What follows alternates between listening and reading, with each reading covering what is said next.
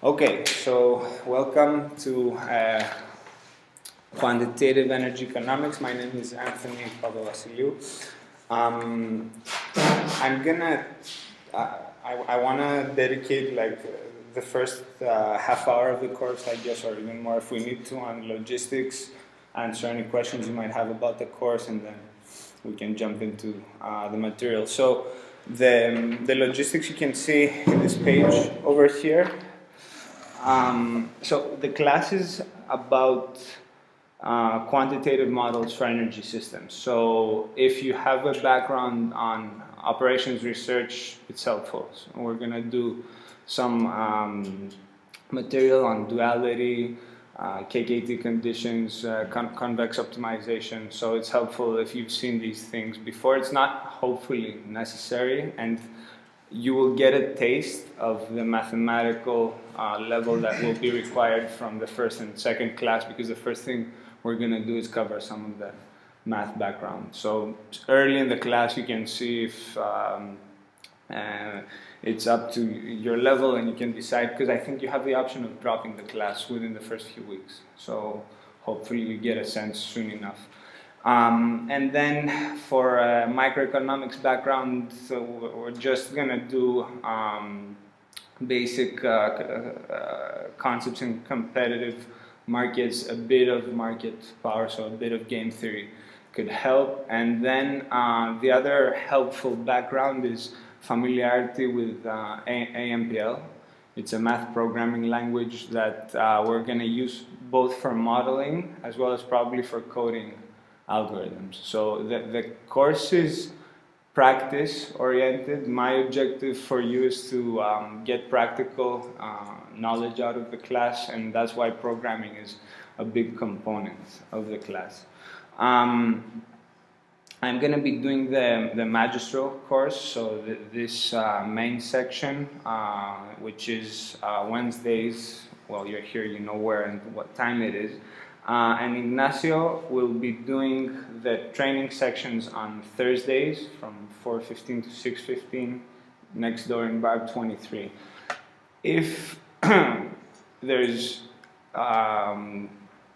consensus that for scheduling reasons it's more convenient for you that I swap with Ignacio and we do the training on Wednesday mornings and the magistral courses on Thursday afternoons, let me know and we can easily swap with Ignacio. But if this time is good for you, then it's better if we keep it this way, because I'm assuming most of you have planned by what you saw in AD Expert.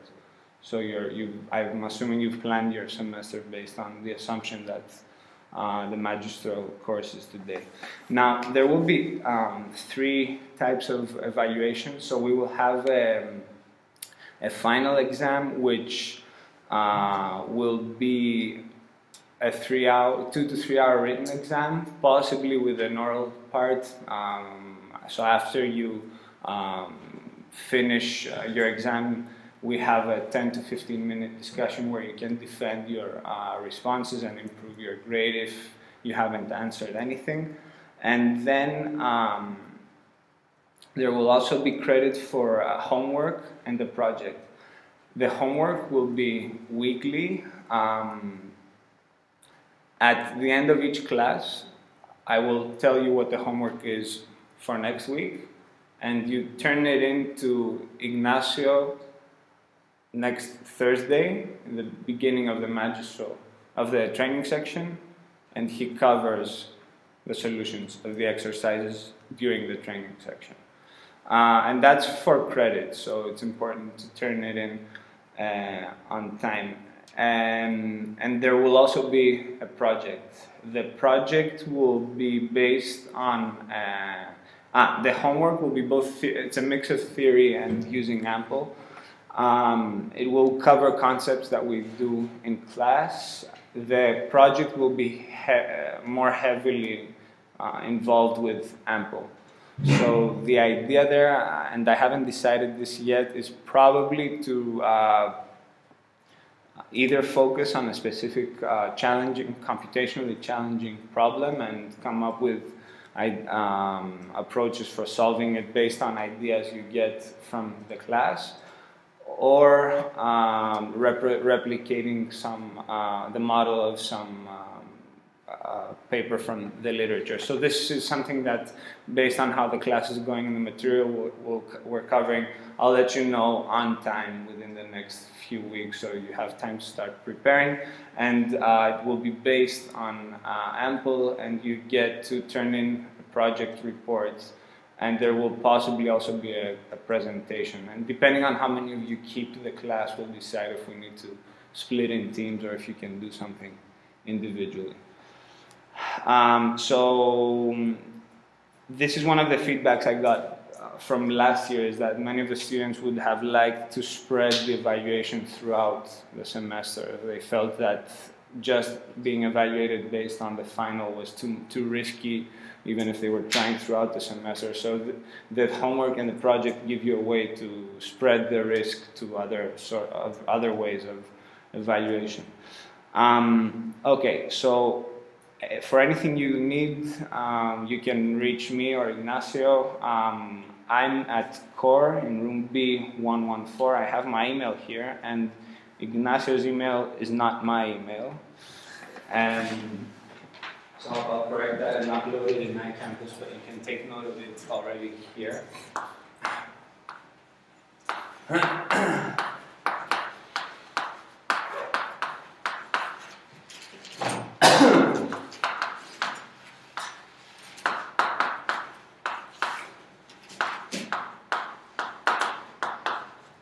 So i.aravena@student.ucluven.be. And then, okay, for resources, I will be uploading notes after every class on iCampus and the slide deck of each class. And in addition to that, some of the courses might rely heavily on some paper from the literature, in which case I will be distributing that paper in class so you can refer to it.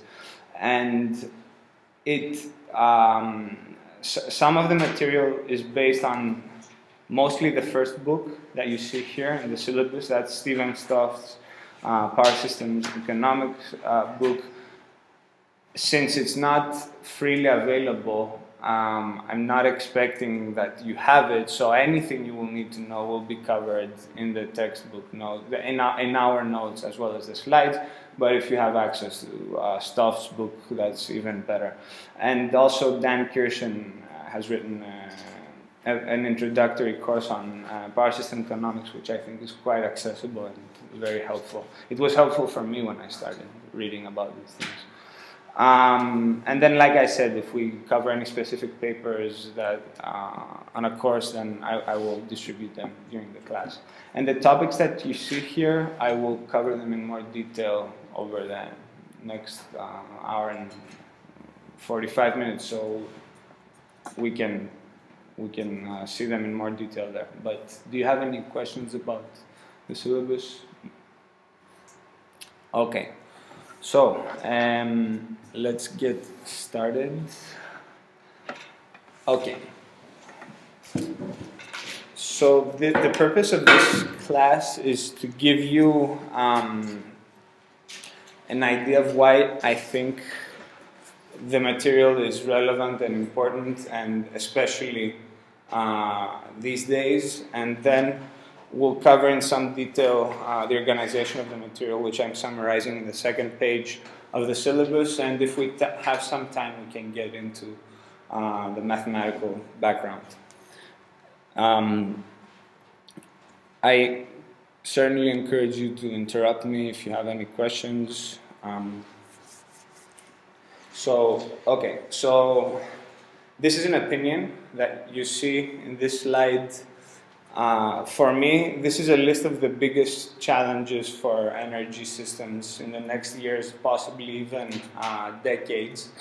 And these challenges are driven by concerns about the environment and about sustainability. So the industry is changing now, and it's changing very fast because of aggressive policy. and this is taking place both in Europe and the United States. And what policymakers are trying to do is bring in more renewable energy sources into the network. But that has dramatic implications because these renewable resources are not just noise in the system anymore. When we used to have a few experimental wind farms in Spain, they really didn't bother the operator. They just got lost as 1% noise in the rest of the fluctuations of the system. But as countries like Denmark and Spain are aggressively integrating more and more of these resources, you have enormous fluctuations of supply in the network.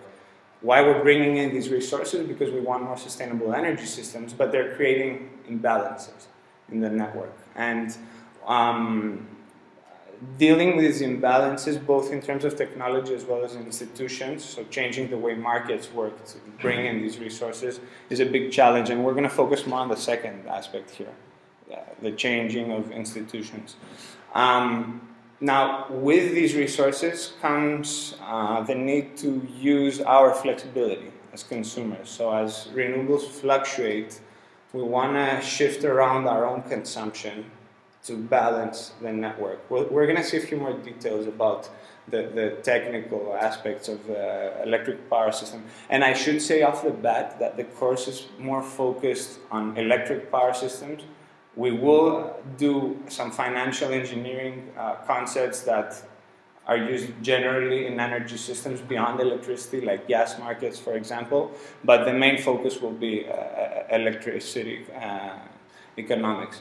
So in power systems, demand response, so demand-side flexibility can help a lot. And there are big questions about how we create markets that give us incentives, so rewards, for being flexible, because today we don't have any. Whether I switch this light on now or in the middle of the day when there's a drop in wind and the system operator really needs me to not switch this light on, I don't see a difference in my bill. It's all the same.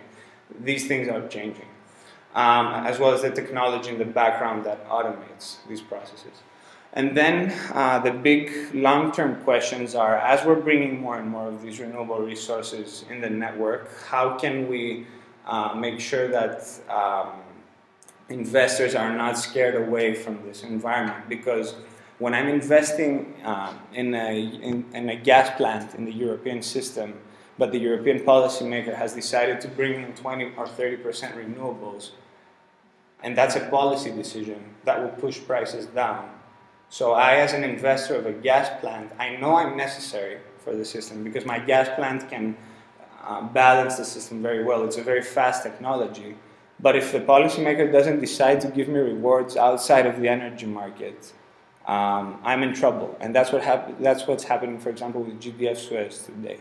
They invested aggressively in around 2008 in gas. But the market did not change to reward them for the backup capacity that they offered to the network. So now they're shutting down the units that they invested in. But the operator needs these units. It's just that the markets have not changed fast enough to keep these units online. So this is a policy question of how to create a safe investment environment. And there are many other market design questions that come up with bringing in renewables to the network. So you can think of renewables as the excuse for studying electricity markets. It creates very complicated problems that are interesting from an operations research point of view.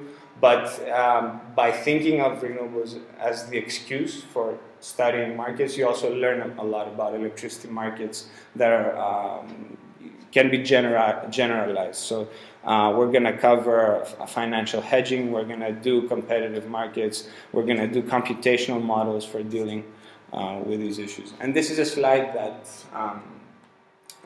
gives concrete examples of what's going on. So you see in the upper left a protester in Germany who's complaining about nuclear plants in Germany. This was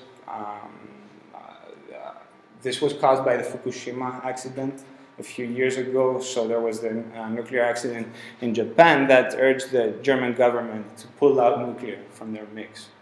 Well, if you pull out nuclear, you need to bring something in, and probably it's going to be a lot of the replacement is going to come from renewables. So Germany, which is one of the biggest systems in Europe, is not influencing only its own electricity system, but the entire European system.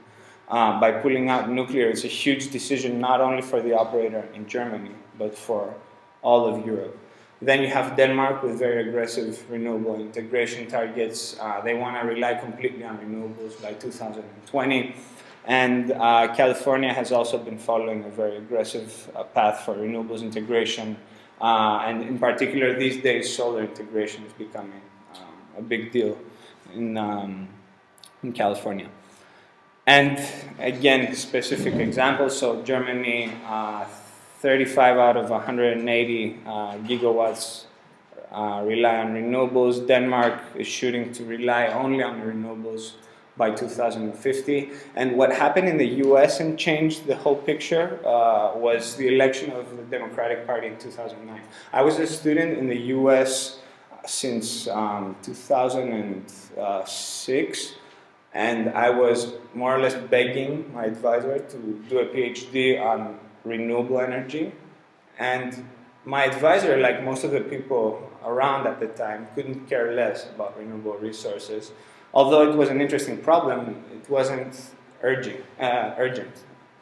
And then Obama gets elected, and he pushes, what was it? It's quite a big amount of money. A few $1 billion in renewables integration and demand response integration, and all of a sudden everyone is interested about renewable resources. So for me that was great because I could do a PhD, but the change in interest in the community was overnight. So all of a sudden people who didn't know anything about energy were talking about renewables. It was really fascinating.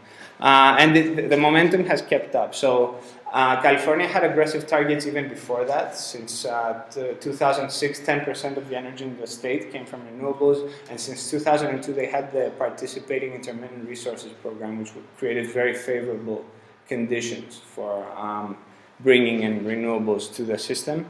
And their targets moving forward are also very aggressive. For 2020, they are shooting for a 33% integration of renewables. So, like I said earlier, bringing in renewables has to come hand in hand with demand-side flexibility. And a lot of the money that was allocated to this 2009 Act, some of it went towards making consumers smarter about how they use energy. So $3.5 billion was pushed towards bringing technology to our homes that would create a smart grid. And the first thing you need in a smart grid is a device that measures what you're doing. So smart meters were installed in our apartment. For example, one day we got this big fancy meter and a brochure from Pacific Gas and Electric that was informing us that this device could now measure our consumption every 15 minutes, whereas a usual meter just tells you what you did over the month. But if you need to be actively balancing supply and demand, that's not enough. You need to be monitoring what's going on in your network every few minutes. That's why they, in San Diego and in San Francisco, they tore out the old meters, brought in new ones that could measure what we're doing.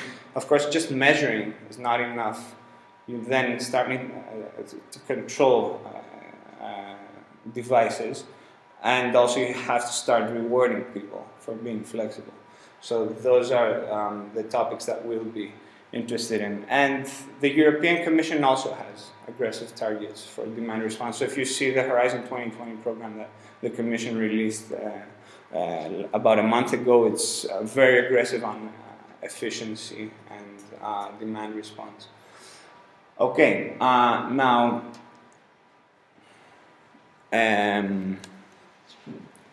how does this all tie with the course? So the goal of the course is to show you a sequence of models from from the simplest one possible to quite complex models, and this will be done incrementally.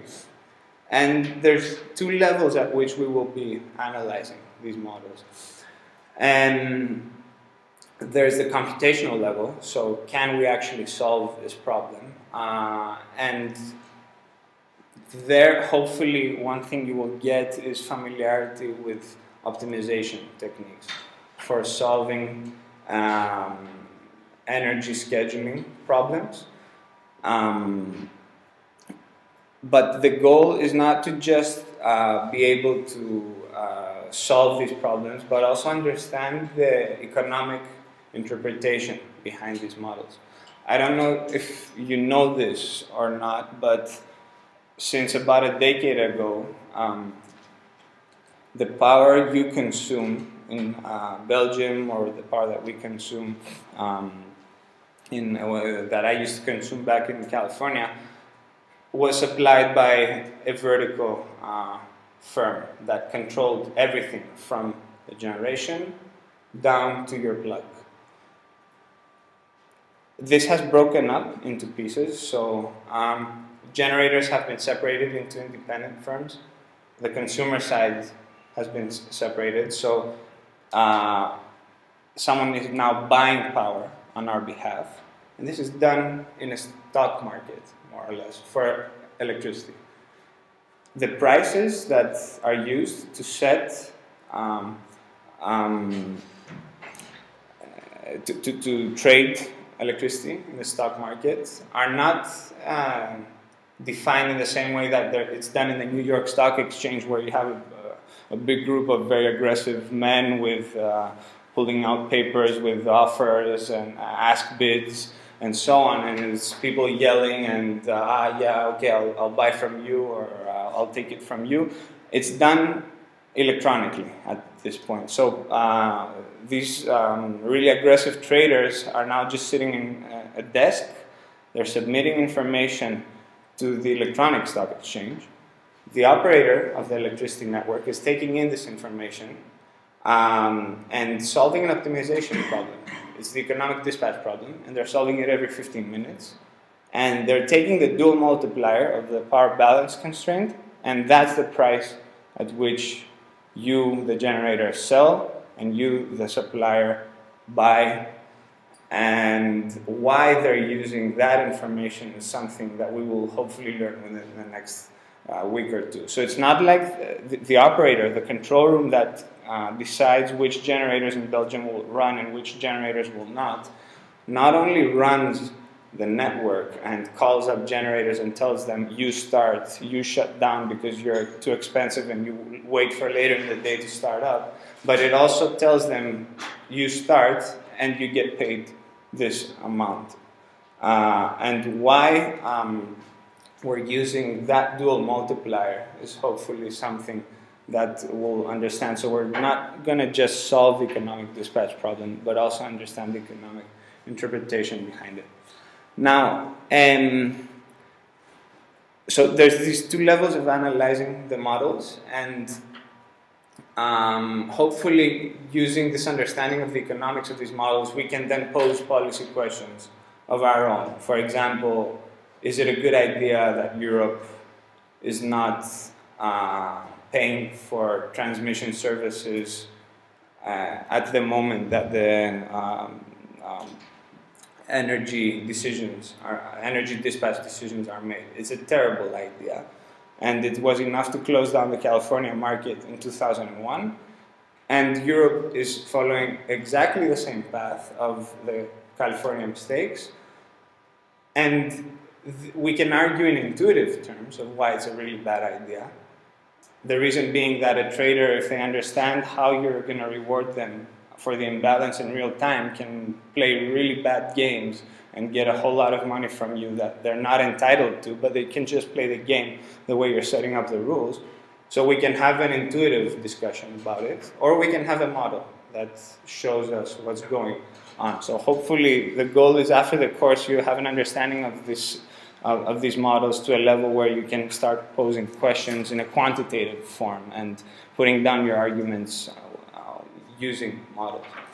Now, that's as far as the economic modeling is concerned. As far as the computation is concerned, I think the class is useful because hopefully the techniques you learn here, you can apply to broader optimization problems. But in any case, applications in energy are many, and they make a huge difference. Many people think of the energy industry as a really big dinosaur that hardly even moves or makes any changes. But the truth is, at least as far as operations research is concerned, the energy industry is very aggressive. If there's optimization software out there that makes a difference, even if it's 1%, when you're running the North American market and it's $1 billion market, saving 1% is a huge figure.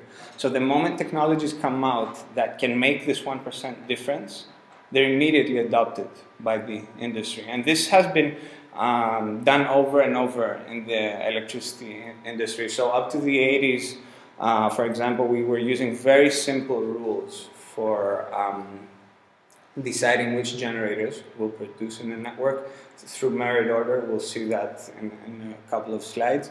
And then research groups came up with Lagrangian relaxation for unit commitment. It was adopted in the control room. The moment it was able to tackle industrial scale problems fast enough, so every 15 minutes or every 1 hour, you could see the savings. They brought it into the control room. They changed all the software that runs in the control room to run Lagrange relaxation. Then in the early 2000s, you had enormous progress in branch and bound solvers for mixed integer linear programming. They threw away the Lagrange relaxation solvers, brought in branch and bound solvers to save a few more percent points. And actually, in 2009, the Midwest ISO, which is a system operator in the United States, won the Edelman Prize, which is a very prestigious prize awarded by Informs for industrial applications of operations research. The Edelman Prize is open to any industrial area. So every year Informs invites competitors to make a case for why operations research made a difference in their industry. And one of the companies that submitted a case was the MISO, the Midwest ISO, and they showed how using branch and bound enabled them to save something between $2 to $3 billion within a 4-year time span. Why? Because they were more smart about how they were using branch and bound. They were able to solve a more realistic problem of the network and simultaneously decide about how to use a given generator for serving energy, but also offering backup. There are less sophisticated ways to do this and smarter ways to do this if you can model it using branch and bound. And MISO adopted it immediately afterwards. A bunch of other system operators adopted it, and today most operators are running the market using branch and bound solvers. And the last example I have as far as advanced OR in energy is concerned is the stochastic dual dynamic programming algorithm. So this is a really elegant algorithm for solving stochastic linear programs, multi-stage, that Mario Pereira came up with in the late 1980s. It started as a research experiment, and Mario discovered that it works for Brazil, which is the biggest hydrothermal system in the world, and that he could decide how to set water levels in hydro dams in Brazil, and he commercialized it, and now he runs a company that supplies every operator in the world with SDDP software for deciding how much water to keep in your reservoirs over the year. So these are a few examples of real-world applications using some of the techniques that we're going to cover in the course. Now, I think that there's a timing issue which is really exciting about this area.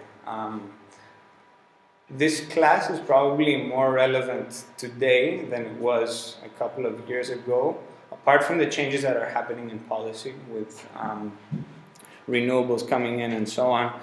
And you have also changes in computation technology. I don't know if you've noticed, but the laptops you're buying today have 32 or 64 times more cores than they used to have a few years ago. So what's happening is that we're continuously trying to increase computational speed in our hardware. So we're shrinking chips, making them smaller and smaller, but there's a limit to this. So to now make computation faster, we're relying on parallel computing. So we have, instead of making the chips smaller and smaller and fitting them into the same, fitting more of them into the same laptop, now we're throwing in multiple cores in the same laptop. So now you can do distributed computing for a bunch of things in your laptop, so you can be watching YouTube at the same time that you're running a bunch of other applications, and there's a bunch of cores that are taking care of different jobs. But in that same way, you can use all these cores to run multiple branch and bound solvers. And it's ridiculously easy. Now that makes a difference for operations researchers, because technologically, for OR, the future is in parallel computing. If my laptop tomorrow is going to have 128 cores, I might as well build an optimization algorithm that exploits the 128 cores. And what better way to do that than by distributing the computing of the algorithm? And there are ways to do this in optimization. So for example, in Lagrange relaxation, what we do is we take an enormous optimization problem, we relax a bunch of the constraints, we chop it up into small pieces, throw each of the pieces to a different core, and the cores iterate, they send back dual information, repeat. And that way you're exploiting all the cores in your machine. So this is the future for optimization, but it also happens to be the future for energy, because a lot of the problems that we're dealing with in energy are prompted by uncertainty, and the algorithms that are used for solving optimization under uncertainty are naturally parallel algorithms. So there's this coincidence of a lot of uncertainty in energy systems, algorithms based on decomposition for solving them, and multi-core processing or cloud computing where you can distribute computation. And just to give you an example of that, I have the Sequoia cluster picture here. This is a supercomputer in California, in Lawrence Livermore National Labs. That's a federal lab in the United States. It's the third largest supercomputer in the world, and some of our models are running on this machine. So when I was a PhD student in Berkeley, my focus was on studying what happens as we throw more and more wind into California. So the way to deal with this problem was to look at multiple scenarios of wind. Well, you can only solve for so many scenarios of wind production in California, because the problem at some point becomes too large. So there were a bunch of CPLEX licenses sitting around in the university cluster, and it took me a whole day to solve a problem with 4 wind scenarios. So I said, why don't I use all 4 of the licenses at the same time, distribute the algorithm? So I implemented the parallel algorithm using this really ancient parallel programming language called PVM. It's now retired. And all of a sudden, instead of solving the problem in 1 day, I was solving it in 6 hours. Or instead of solving 4 scenarios, I could solve 16. So I go to my advisor, I'm like, well, you know, this really nice thing is going on. I'm running parallel in the cluster. We meet up with people from Livermore who own this monster. We show them the code, and they tell us, why don't you try it on our machines? But now instead of just 4 licenses, you get 1,000. So that was a big deal, because now we could solve the California network for an enormous number of wind scenarios. So the analytics that we could perform on this problem were ridiculously richer than what we could do previously. So this is just an example of how parallel computing can really enrich our analytical abilities. Okay, 8:15, no, 8:30, okay, we have, I'm gonna do this middle of the class break, so we'll do a break in like 10 minutes. Okay, so as far as how the material is structured, so we're gonna go through the simplest possible model, which is a short-term model. How do you run the system daily, looking into time for an hour up to 24 hours with a time step of 15 minutes up to an hour.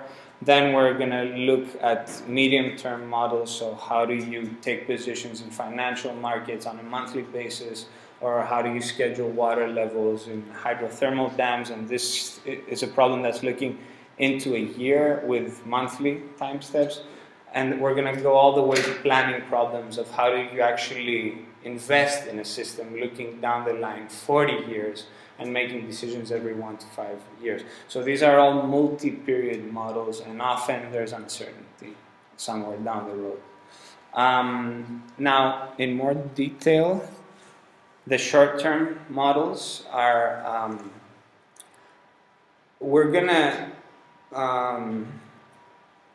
peel the onion and start from the core of the onion, which is the economic dispatch model, the simplest possible energy scheduling problem you can think of. We're going to analyze it a lot and then start adding details to it. So what is the economic dispatch problem? You have a bunch of generators, you want to serve some demand. Which generators should run? Very simple, very clean economic interpretation.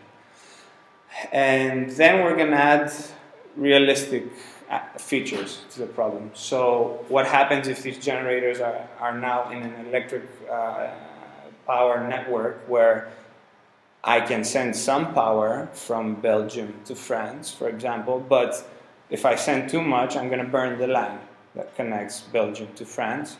Not only that, but when I'm sending power from Belgium to France, there's also some power going into the German network because of Kirchhoff's laws.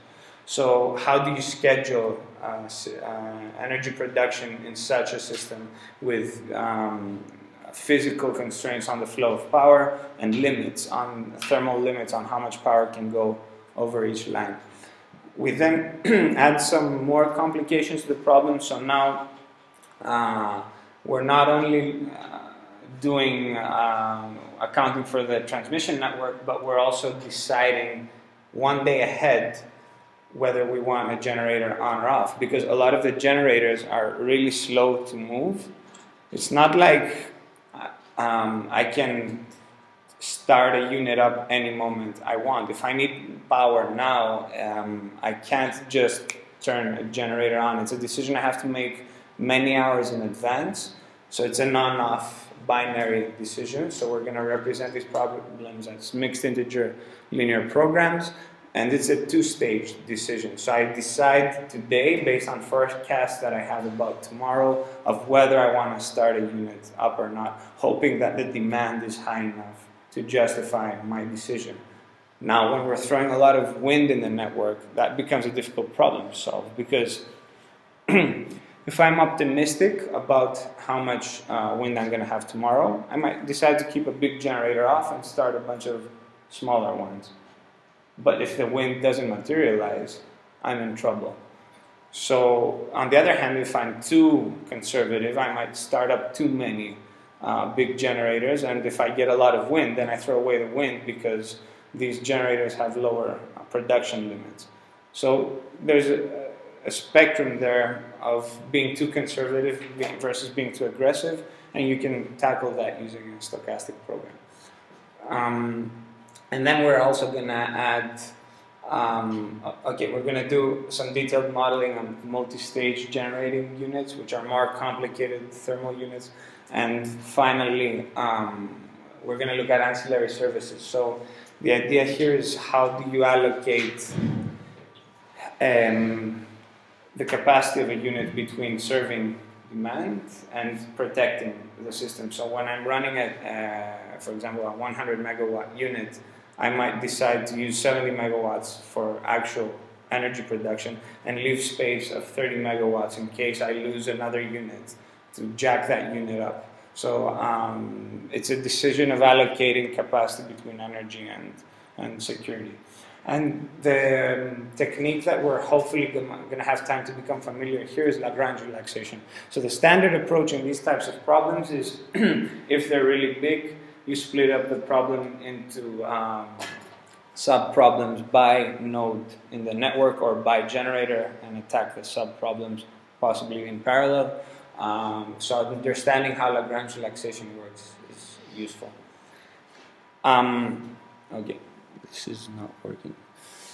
For the medium-term operations, we're probably not going to have too much time for SDDP and hydrothermal scheduling, but we're going to have some time on looking at risk hedging. So what are forward contracts? What are futures contracts? What are financial transmission rights? Well, Europe doesn't really care much about what they are, but it's useful to know that they exist because they're probably going to have to come at some point to Europe as well.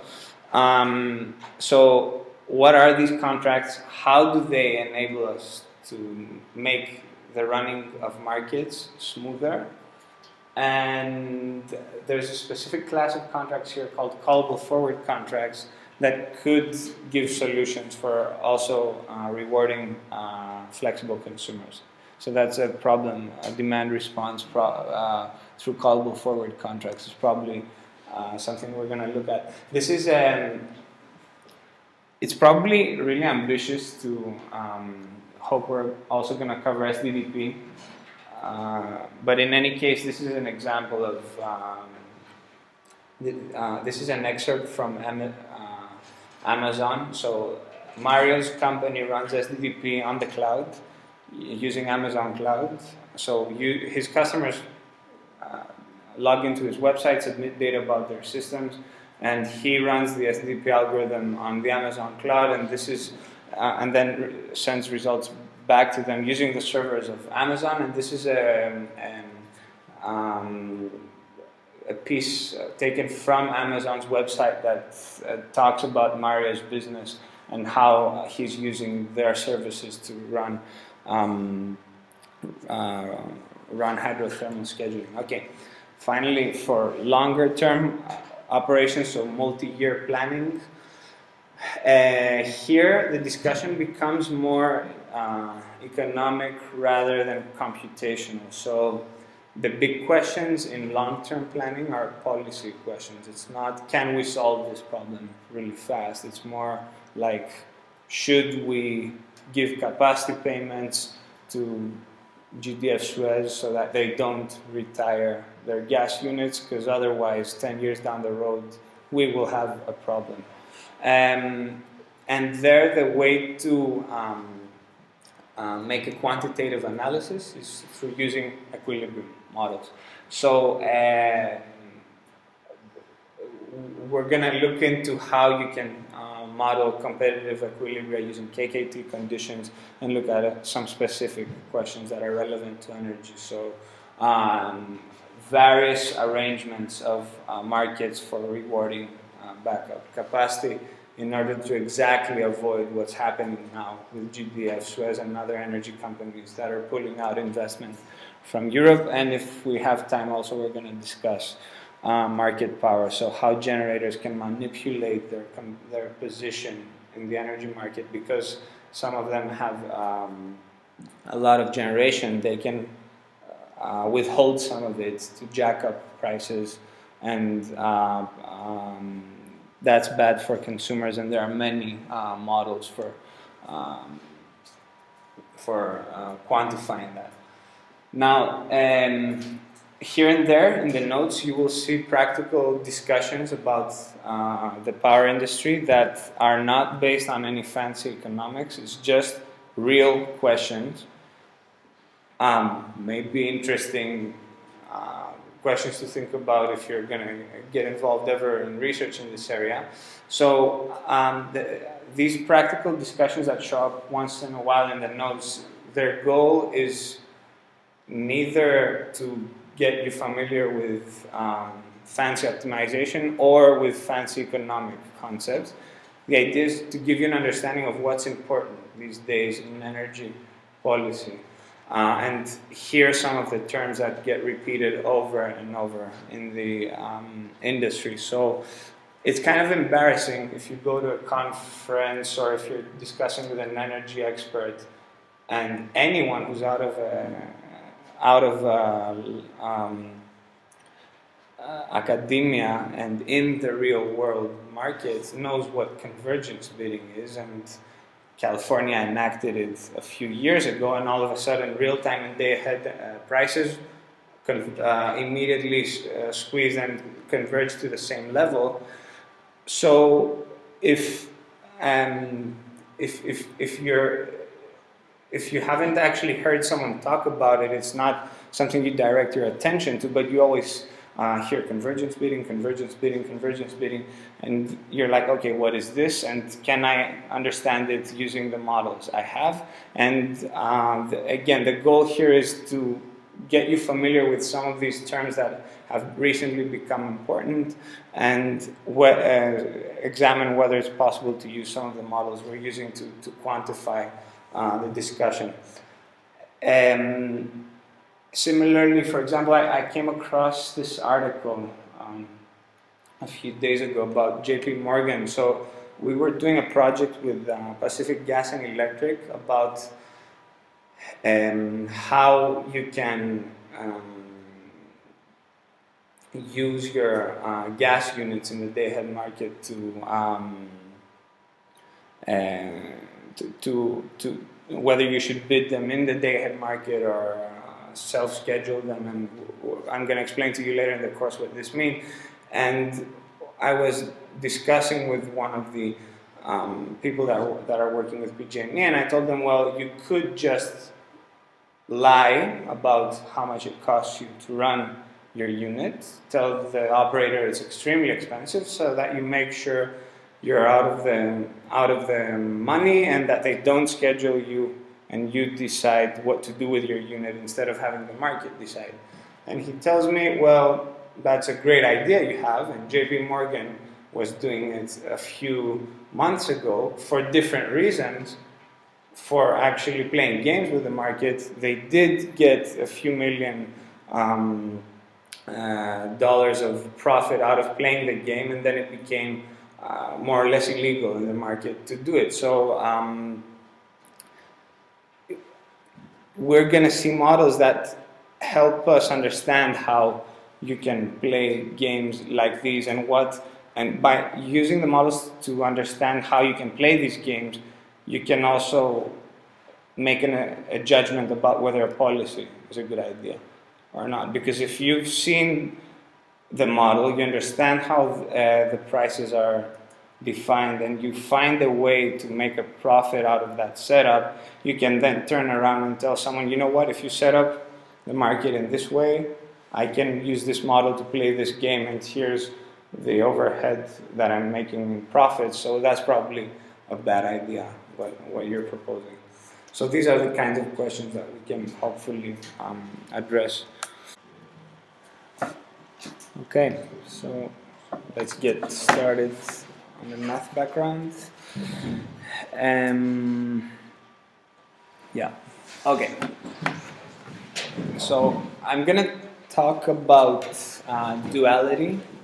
Hopefully we will get to KKT conditions and sensitivity, but if I'm moving too fast, you have any questions, I encourage you to interrupt me and take as long as we need to understand this part. It's quite useful. Maybe you've encountered it before in François Gliner's class, or I don't know if there are any other classes that cover Lagrange relaxation, but in any case, if you have any questions, I encourage you to step in and ask. Okay, so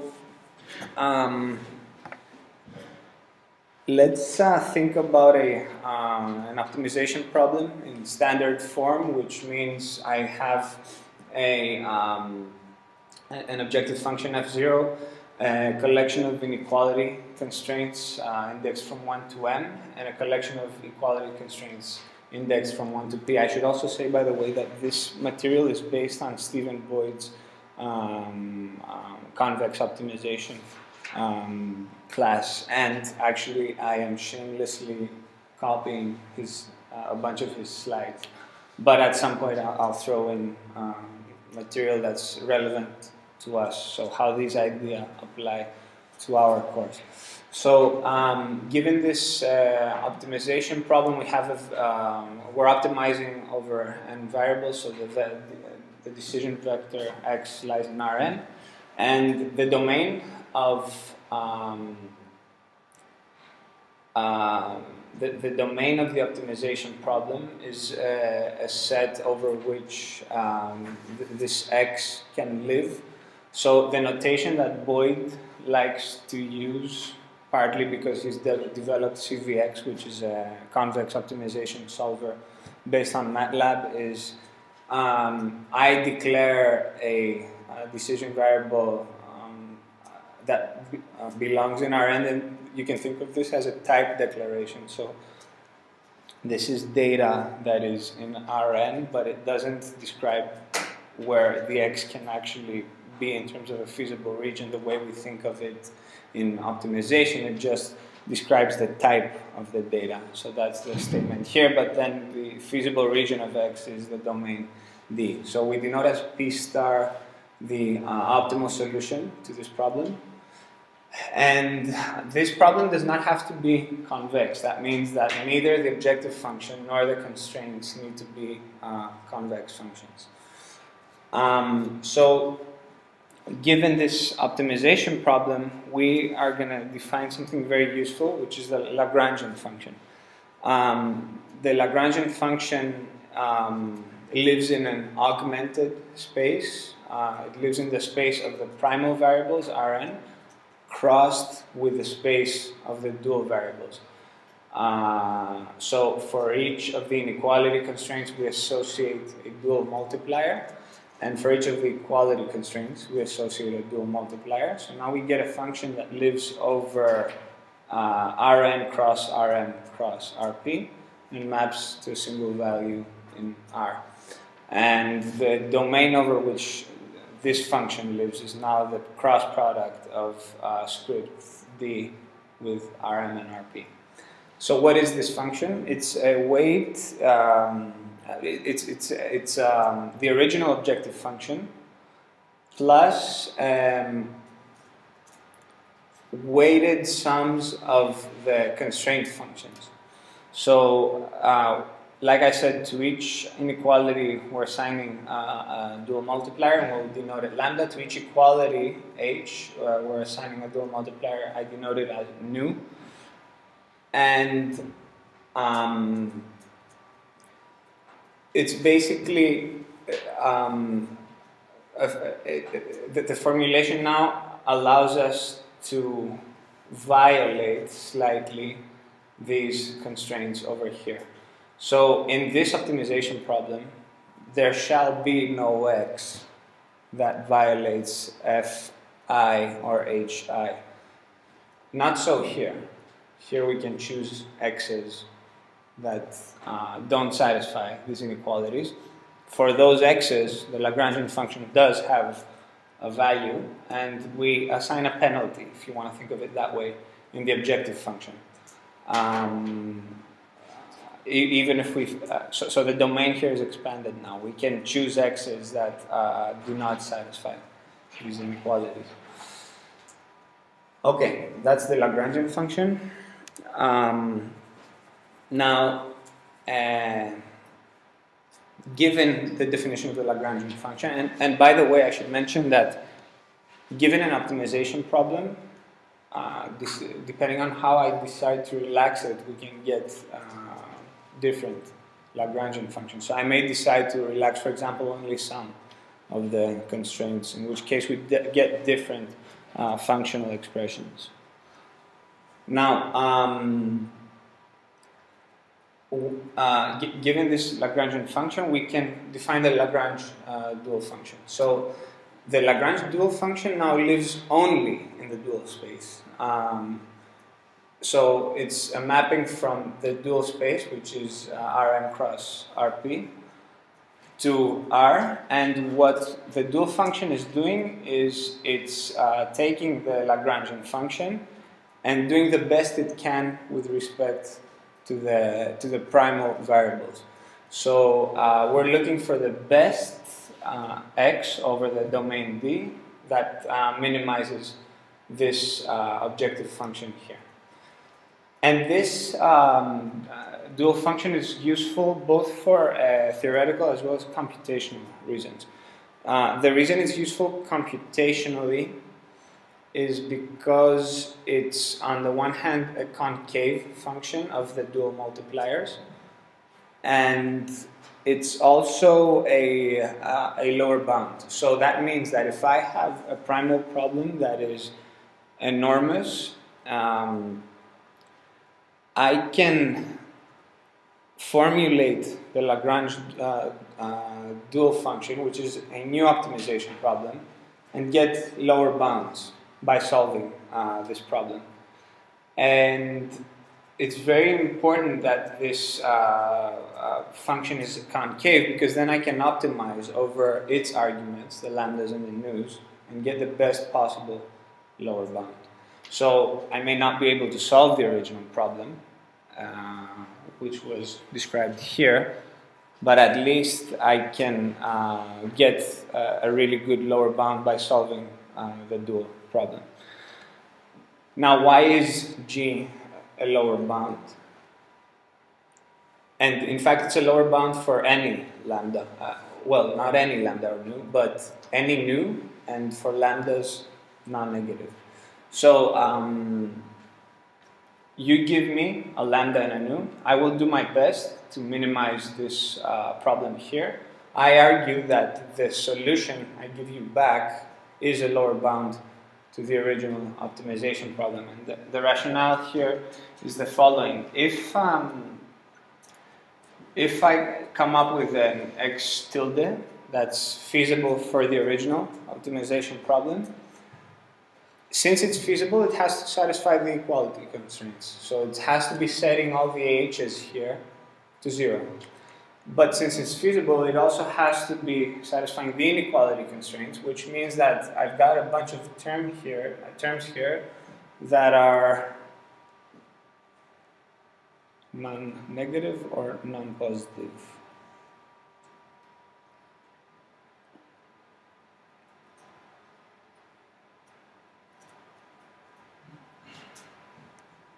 And remember that the lambda is non-negative. What do you think? I do this a lot, yeah. Non-positive. Non-positive. The reason being that the FIs are non-positive, the lambdas are non-negative, and this happens for each I. So even if I'm summing over all of them, this is something that's less than or equal to 0. So so this thing here for a feasible x is this whole thing here is less than or equal to f0 of that feasible x. Well, if I do my best job in minimizing this thing, then I'm certainly going to get something better than what I get for that choice of feasible x. So this happens because the x tilde is feasible. This happens because I'm doing my best job in minimizing over x.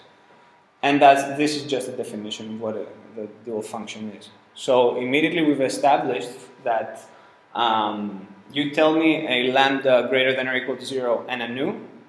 I give you a lower bound to the original problem, because now this inequality not only holds for that feasible x tilde, but also for the optimal x for that problem, because the optimal x is also going to be a feasible point.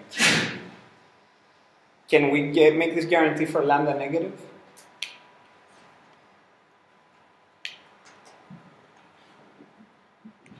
No, we cannot. So this whole argument goes through only with that inequality constraint imposed on lambda.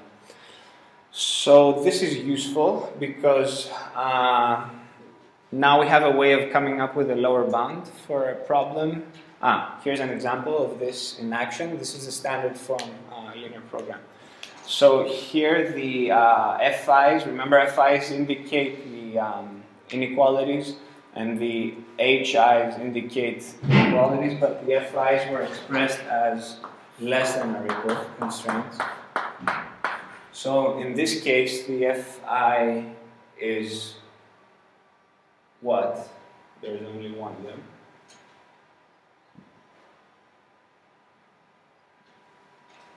Yeah. Minus x.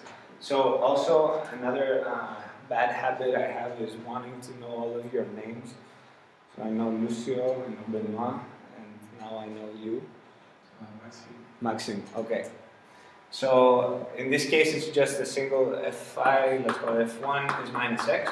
So then the GI is AX minus B. We associate the nu with the GIs. We associate the lambda with the minus x. This is the Lagrangian function we get. This thing, when I'm to get the dual function of this, I'm gonna minimize over x. If there is any component, and now this this thing over here is a vector, right? So I wonder, for the sake of the video, yeah, okay, I should probably be working with a screen pointer so that this is all captured in the video too. Okay, so this now is a vector. If any of its components are non-zero, remember, I've relaxed the inequality constraint. So now when I'm minimizing for the Lagrangian function, the x is a free horse. It can roam up and down.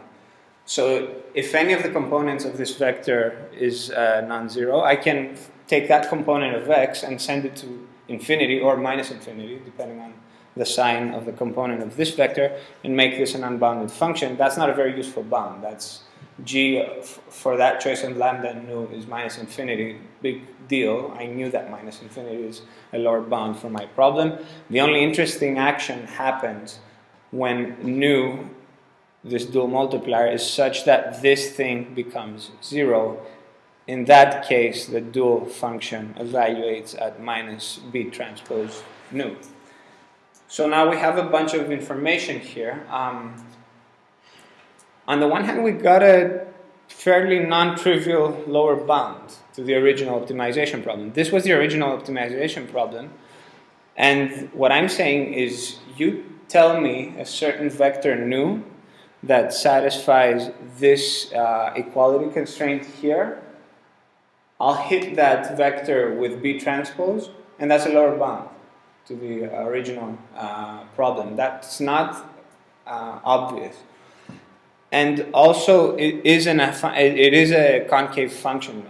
The reason being that what is G? It's basically a hyperplane. It's this B transpose nu in the dual space, and it's defined over this polyhedron here. So it's just this plane that's not defined for the entire dual space, but just some polyhedral subset. So you can easily visualize this in 3D and see that it's concave. It's also convex, by the way.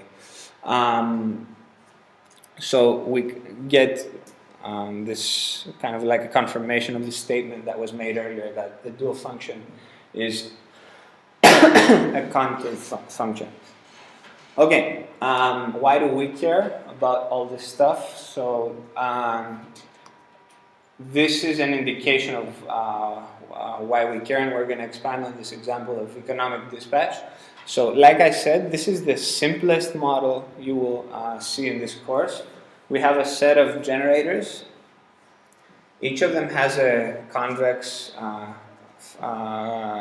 production function, and we have a limit of how much power we can get from each of these generators, and we have a fixed demand to satisfy capital D. Now,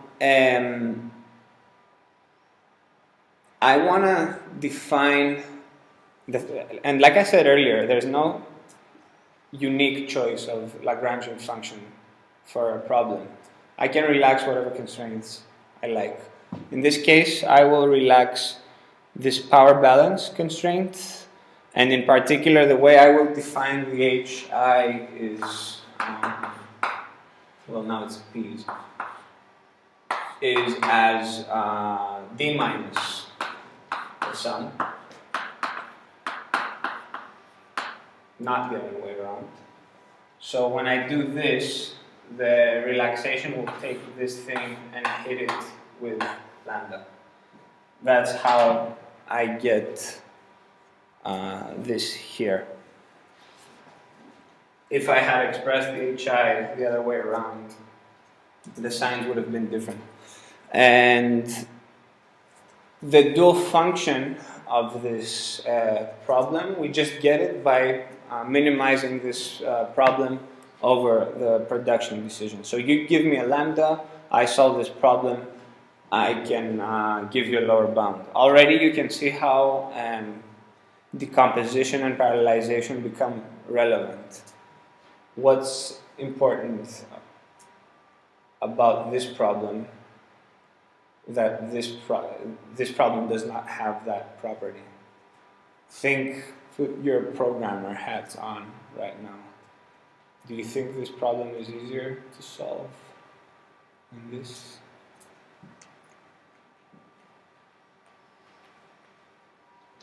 And remember, lambda here is a parameter, it's a fixed number as input.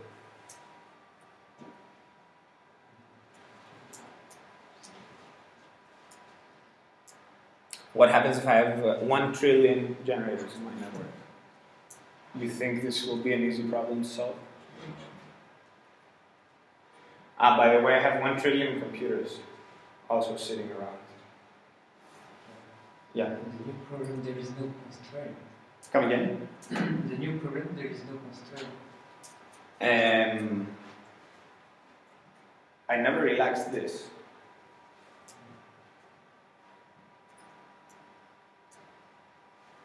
I relaxed the equality, but I kept the bounds here.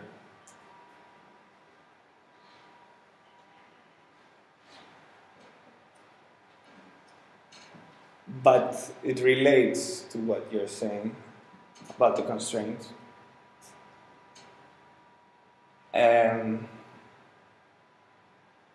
Can I solve this problem for each generator one by one? There's this thing here that's creating dependencies among different generators. When I'm optimizing over one, I have to be thinking in the back of my head, what is it doing to this equality constraints? I can't be optimizing each generator independently. Whereas here, there's nothing linking decisions among the generators anymore. So if I have 1 trillion generators and 1 trillion computers sitting around, I don't care. I send one different problem for each different generator to each different computer. That's what I meant earlier by decomposition, splitting, computation. So you tell me a lambda, I can solve this for as many generators as you like. Why? Because I can solve for each of them independently. Here I don't have any constraints anymore linking decisions among generators. And I get a lower bound for free by solving the problem as well. Okay.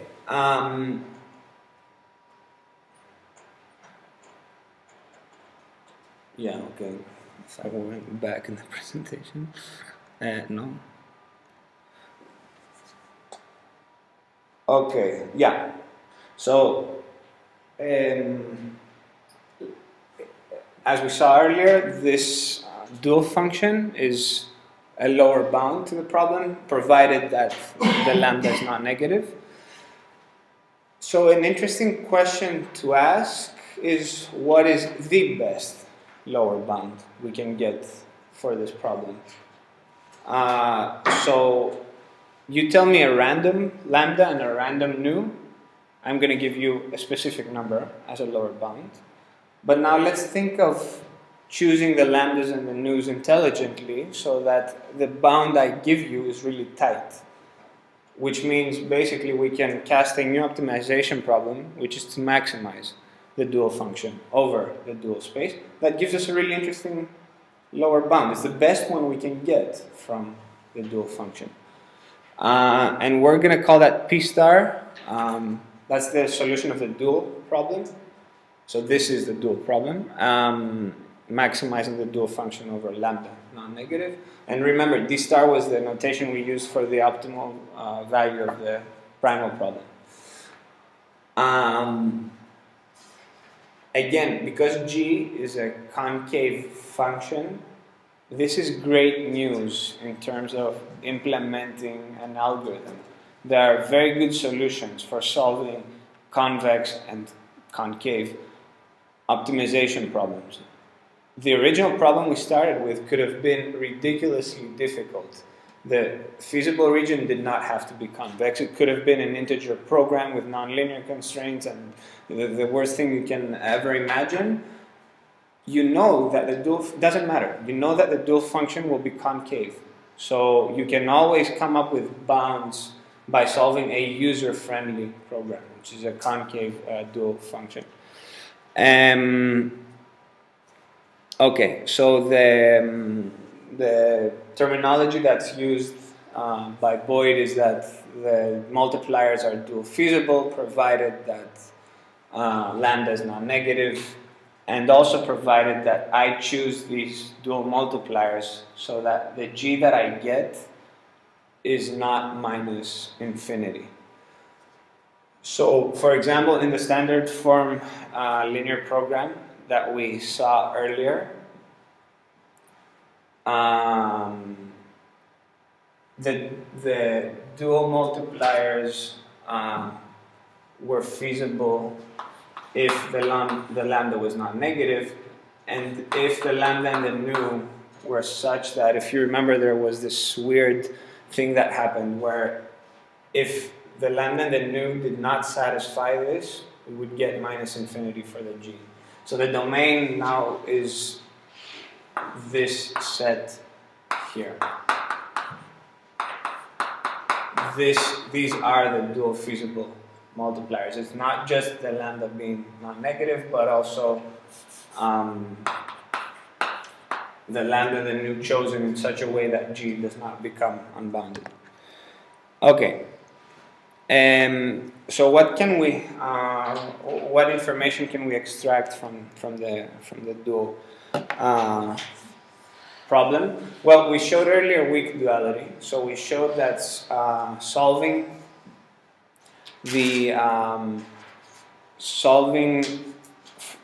computing G for any lambda and nu is a lower bound. So even if I do my best in terms of the dual multipliers, that will still be a lower bound to the original problem. So basically what I'm saying here is that the dual optimal value is a lower bound to the primal optimal value. But there are some interesting cases where these two things are exactly equal. And that's great news for those cases, because even if the original problem is really difficult, I argued earlier that the dual problem is fairly easy because it's a concave optimization problem. And I can get the optimal objective function value of the original problem by solving this easier dual problem, provided that strong duality holds. Well, if I could do this for arbitrarily hard problems, then that would mean that there's always a shortcut for really, really hard optimization problems, which we know is, of course, not true. So strong duality does not hold in general, but it does hold for some interesting classes of problems. It holds for a large variety of convex optimization problems, and there's a bunch of conditions that I can give you a problem, you can stare at it, and if you are really knowledgeable about constraint qualifications, you can look at the constraints and tell me, yeah, there's this constraint qualification I know that was invented by some Russian 3 decades ago that guarantees that strong duality holds for this problem. So one of these constraint qualifications that you come across very often is Slater's constraint qualification, which all that Slater's conditions say is that strong duality holds for a convex problem, provided I can find a point that's sitting strictly within the interior of a feasible region. So if I have a bunch of inequalities, there is some volume inside this polyhedron.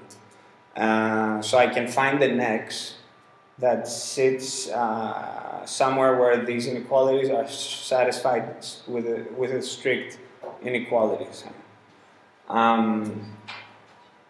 Stated in mathematical terms, there exists some X tilde B such that this holds, not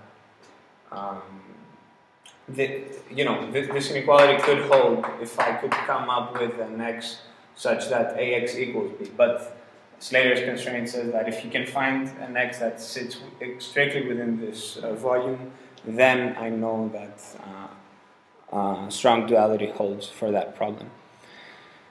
Now, what we're gonna use a lot in the course is complementary slackness. So, suppose I do know. By the way, I wonder if you can answer this.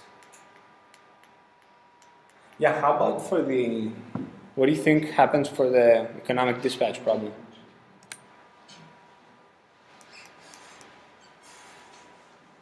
Do you think that strong duality holds here?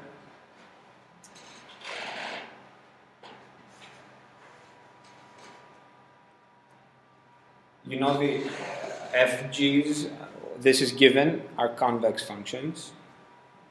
And the idea is to use here Slater's constraint qualification. Do you think that strong duality holds for this problem?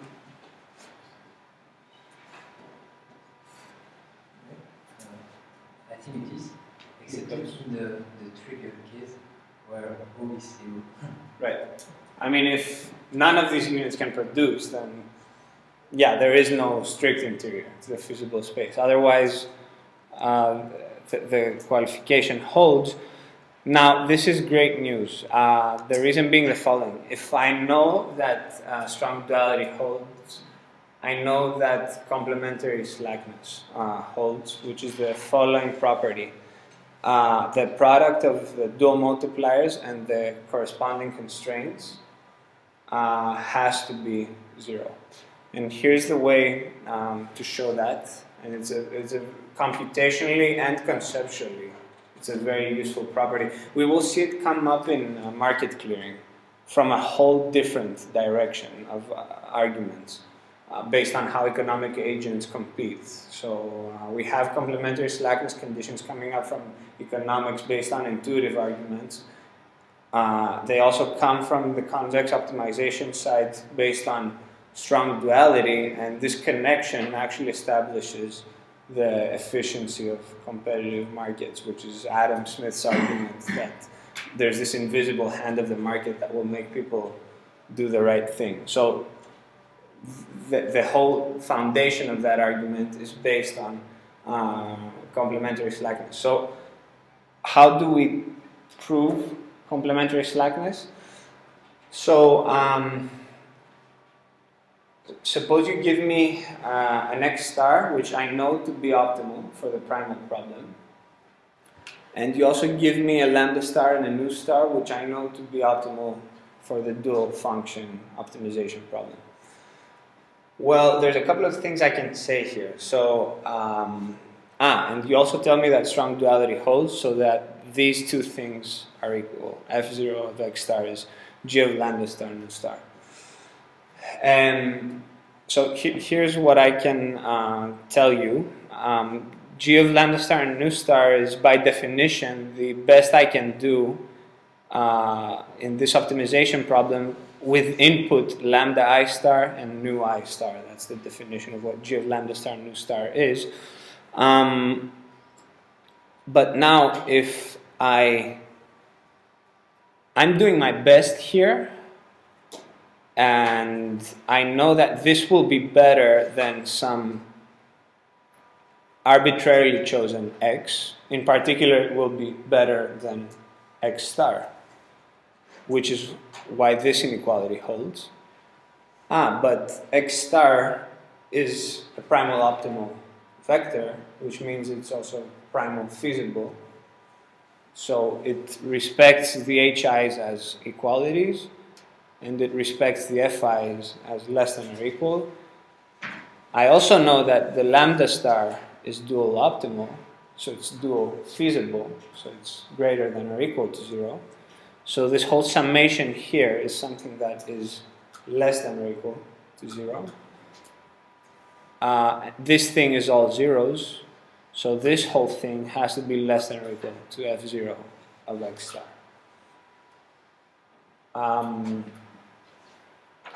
Are we following, or did we get lost? So again, really quick. This holds because of strong duality. This equality is just a definition of the dual function.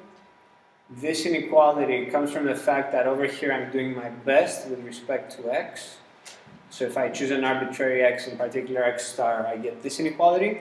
But x star is primal feasible, so all these guys are less than or equal to 0. Lambda star is dual feasible, so this is greater than or equal to 0. All of these guys are 0. I'm summing up a bunch of stuff that's less than or equal to 0 and a bunch of stuff that is 0. So I get this last inequality here. But now I have some really interesting information. This is this. So all of these inequalities get sandwiched. They have to hold as equalities. In particular, I can get two very important pieces of information out of this. Since here we have an equality holding, that means that the guy that solves this problem is exactly x star. So if you give me the dual optimal multipliers, I know that x star will optimize the Lagrangian for the dual optimal multipliers fixed in the Lagrangian function problem. And the other really important piece of information is that what would happen if any one of these terms here were non-zero? What would it be if it were non-zero? So the inequality would be strict and you would get strong inequalities. Yeah, so if any of these terms is non-zero, that's a strictly negative number.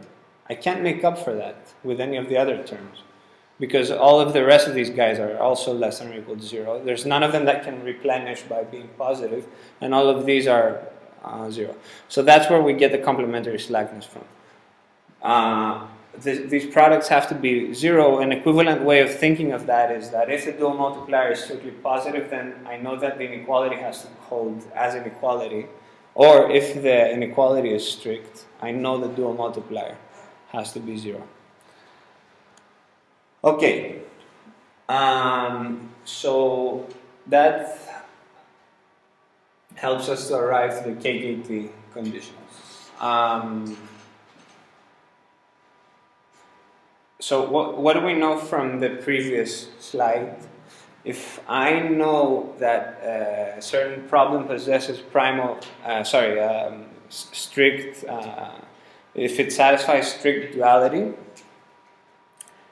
and if I have primal input that is optimal and dual input that is optimal, then there's a bunch of conditions I can state called the KKT conditions, and I can either solve the original problem with other techniques or solve the KKT conditions. They are necessary conditions for the optimal points. So by solving them, for some problems there are also sufficient conditions, so either solving the original problem or solving KKT is the same thing. Okay, so what these conditions are the following. well, if x, lambda, and nu are primal and dual optimal, then I know that the primal constraints have to hold and the dual constraints have to hold. And then what we proved in the previous slide is that if they are primal and dual optimal, then they have to satisfy complementary slackness. And we also showed earlier that if you give me input which is dual optimal, then the primal optimal solution solves the Lagrangian function, which means that if I take the gradient of the Lagrangian function for dual optimal input, I will get a gradient of 0 with respect to the x. So the gradient of the Lagrangian function is basically this. And this is called the stationarity condition. Again, so the third bullet here comes from the second observation we made. The first observation we made leads to the last bullet over here. Okay, so we can solve the original problem or the KKT conditions. It's computationally useful, but it's also very useful in terms of economic interpretation, for reasons we will see in the second or third class. Okay, so let's derive the conditions for economic dispatch. And I have a very, I've made a few jumps here. We can try and do the whole process from scratch on the board.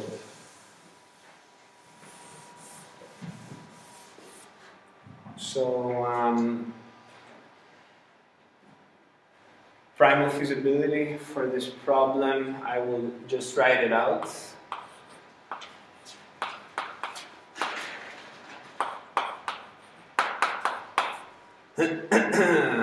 And I will write it in a less compact way.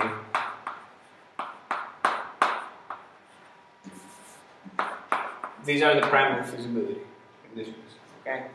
We just take the primal constraints of the original problem. And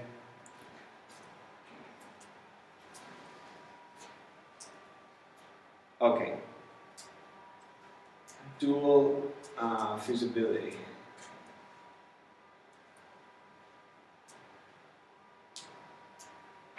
Do we have any restrictions on the lambda?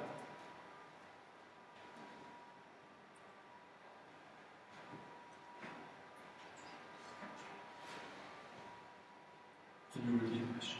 Do we have any restrictions on the lambda for dual feasibility? No. It's an equality constraint. There's no restrictions associated with the lambda. Now, for the mu, we saw earlier that dual feasibility requires that the dual multiplier is greater than or equal to 0. And then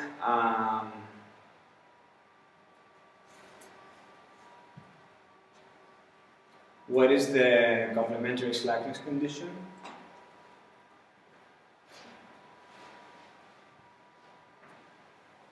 Are you familiar with this notation here?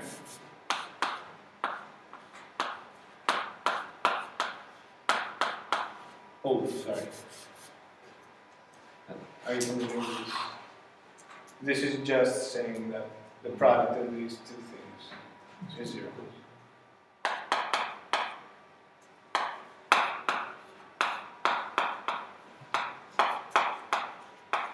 Okay, and then we have stationarity of the Lagrangian function.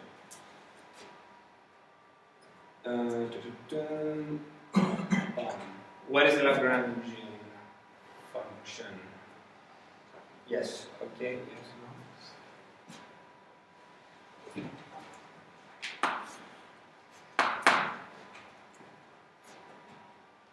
Who wants to venture a guess?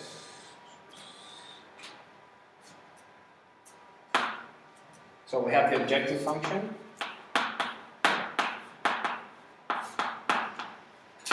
Plus here's where it becomes, yeah. So should I put d minus the sum or the other way around? This is where it becomes a bit, you have to look at this to get a hint. So how do you want to express this constraint?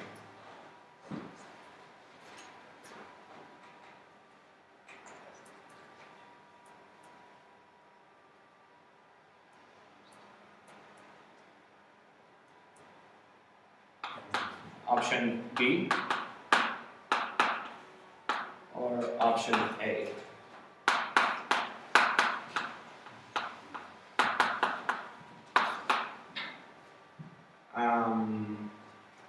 We are going to go with option B because looking here, we kind of know where this is going. We know we're going to take the gradient with respect to P and set it to 0. So if we had taken this inequality, the other way around, then we would have gotten a minus sign on the P.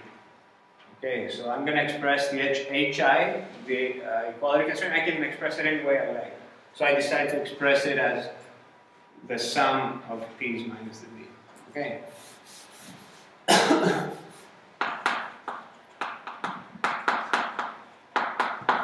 And we have, yes? Can you repeat why you chose this one and not the other one? It seems to be the same. It is the same. Okay, it is the same. But we want to arrive at these KKT conditions. I tell you what they are in advance. So I'm asking, what we're trying to do is derive them now. Well, if you took it the other way around, you would have gotten a minus sign on the lambda. Yeah. So you're going to get a different collection of KKT conditions, no big deal. But it's just we're trying to arrive at this specific syntax. Because then I'm going to use it in the slide afterwards. I'm setting myself up. Okay, so that's that. And we have the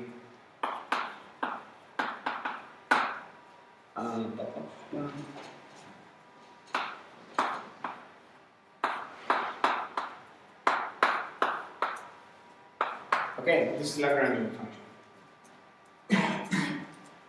And well, the stationary condition says that if I take a gradient with respect to any of the primal decisions, and the only primal decisions here are the production levels,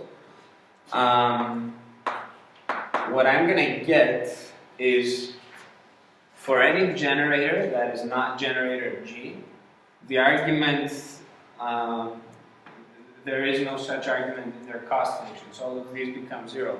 The only guy that survives from this differentiation is the gradient with respect to G of the production cost for that generator. The only term that survives over here is 1 for, trivial. Okay, and here we have the gradient being mu G. Okay. Okay, that's why I got all confused, okay. And I forgot something here. Is this the right Lagrangian function? I have forgotten something.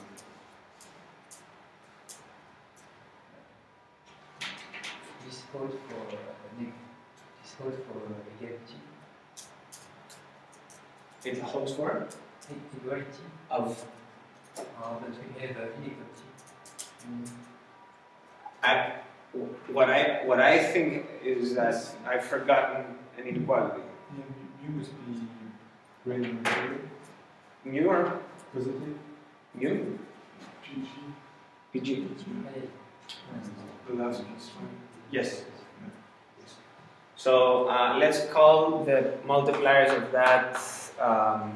What's your favorite Greek letter? And I'll call it psi. Forget it. It's lambda 1. Okay. So and it's actually lambda G1. So what we get then here is a summation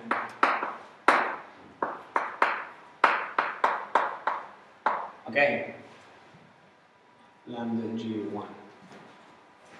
Well, I'm gonna use another grid layer so that I don't use the index.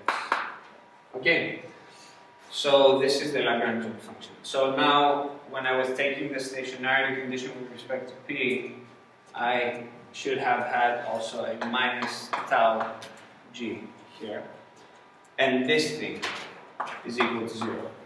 But there's also a dual feasibility constraint associated with tau, because tau is associated with the less than or equal constraint. So the dual feasibility condition is that tau G is greater than or equal to 0. And there's also the complementary slackness condition that tau G PG is 0, right? Okay. So the way then, how did I then get this relationship here? Bottom right.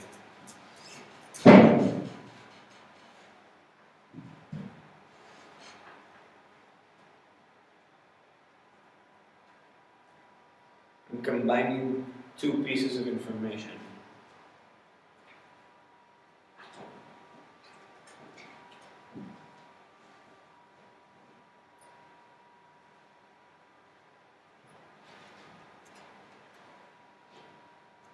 Any ideas?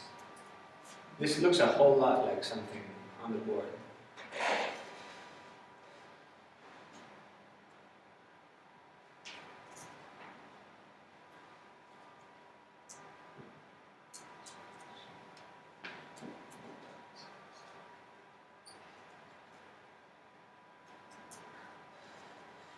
What do you think? What you have in the bottom right here is this stuff. You know from the stationarity condition that this is minus tau is 0. But you also know from dual feasibility that tau is non-negative. So this whole thing is equal to something that is non-negative, which is this condition over here, basically. But you also know that tau times P is 0. But what is tau? We just showed from the stationarity condition that tau is this stuff here. So that's where you get the complementarity. Okay? So basically, we arrive at these KKT conditions from this Lagrangian function. Now, notice the symmetry here.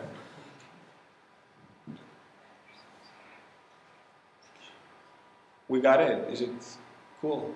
Or Yeah, okay. go ahead. Yeah, fire questions. I don't know why PG is non-positive. Yeah, this one. Minus PG. So the production has to be non-negative. So the tau is associated to this constraint. And yeah, notice the symmetry, right? How do I quickly form the KKT conditions? It's kind of like a mnemonic rule. What I'm going to tell you is not a proof by any means.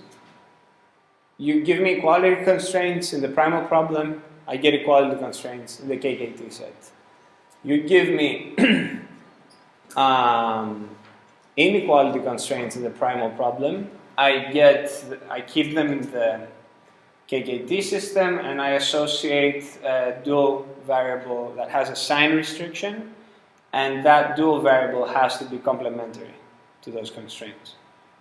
And finally, for every primal variable that is non-negative, I take a bunch of gradients, in particular the gradient of the objective function and wherever else this primal variable shows up. So here's a constraint where it shows up.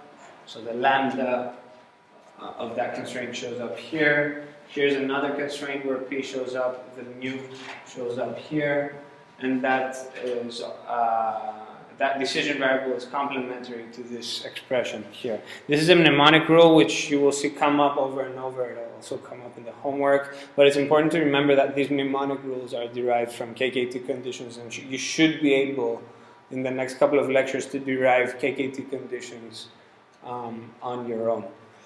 So that's all fine and dandy. We can solve this problem or we can solve this. We're solving the same optimization problem. It doesn't matter if you want to use a convex solver or a linear programming solver, if this is linear, to solve this, or if you want to use a Minos solver for solving this KKT set, you're going to get the same answer. But here there is information that here there is not. And what that information is the following. Suppose there is a generator in that,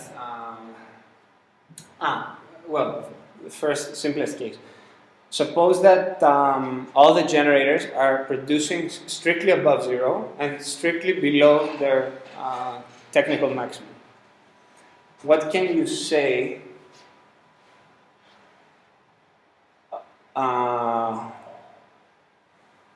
what can you say from this condition here?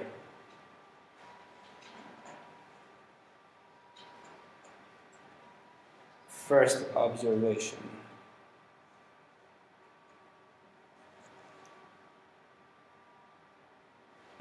You can say something stronger than greater than or equal.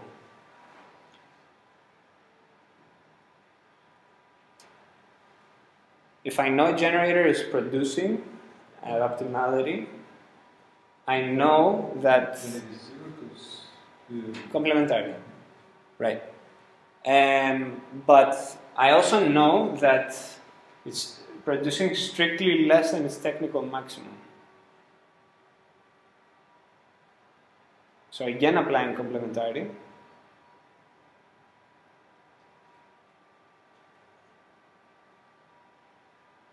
I know this is a strict inequality.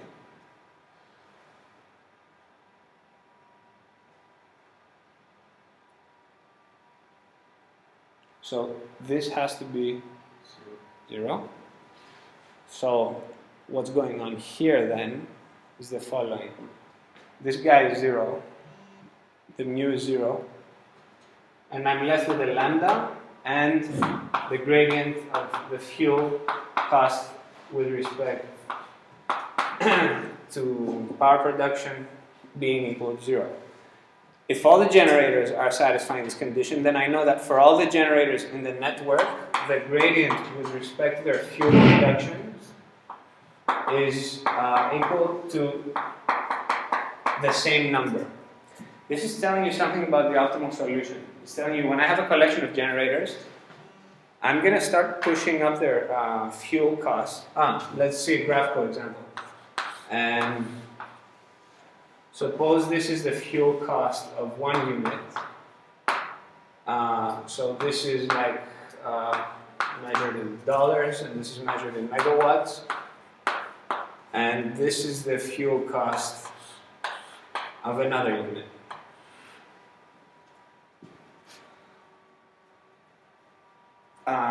Graphically, what this condition is telling me that any candidate for optimality has to have the same slope on both cost curves. For example, this level of production from generator 1 and this level of production from generator 2 is just a bad idea, because you are producing way too much from generator 2. You could have avoided going this high in the cost curve of generator 2 by staying lower and just bringing up the production of this guy up to the level where their gradients are equal. So if we limit this production from generator 2 down to the level over here where the gradient looks something like this, and if we increase the production from this generator up to the level where the gradient looks like this, and if these two slopes here are equal to each other, that's a candidate for optimality, provided that these two production levels, P1 and P2, equal the total demand. You want to push demand higher, then we both move to the right a bit more, but always keeping the gradient at the same level. Okay.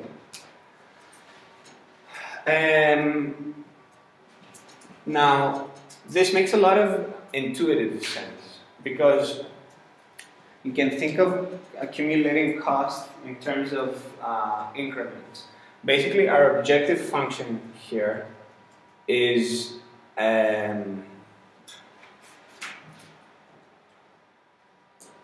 okay, I maybe don't have time to go into that now. We'll discuss this more in the next lecture.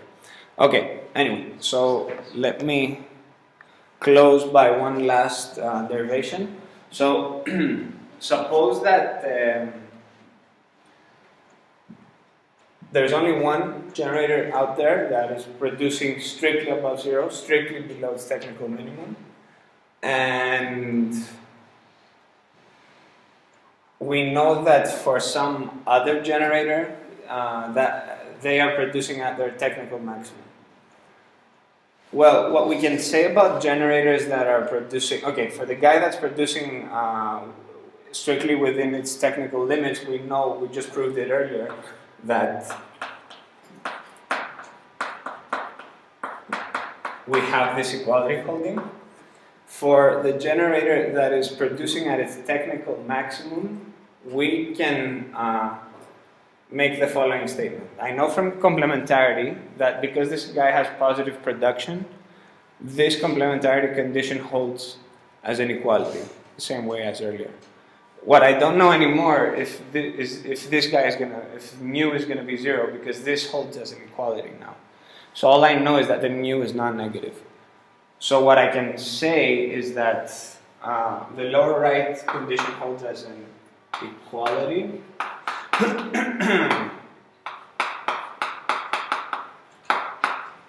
I know this much, and I know that mu g is greater than or equal to 0, so minus mu g is less than or equal to 0. So what I can tell you about a generator that is producing at its technical maximum is that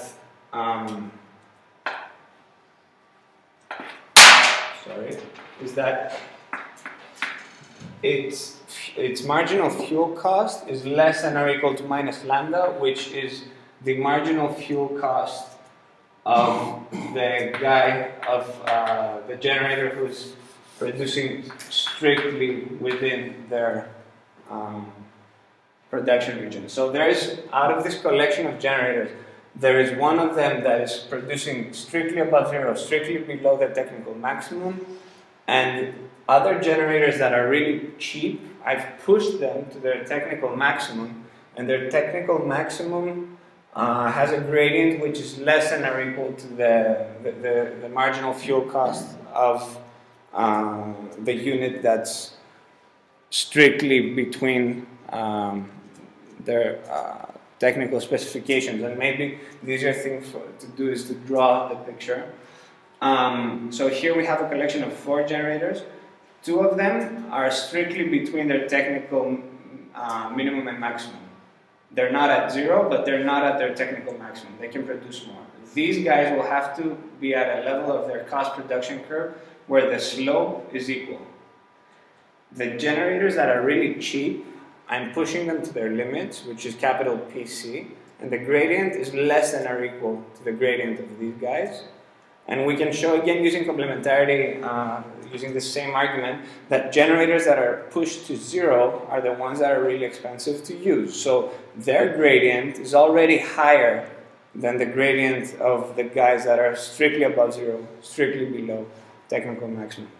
This is the economic dispatch problem, and this is as simple as it is to solve it. You have a collection of generators, you look at the slope of their cost functions, you start with the cheapest one, push it to their technical maximum, bring in the next cheaper one, and you're trying to align marginal costs, basically. That's how you get the optimal solution of the economic dispatch problem.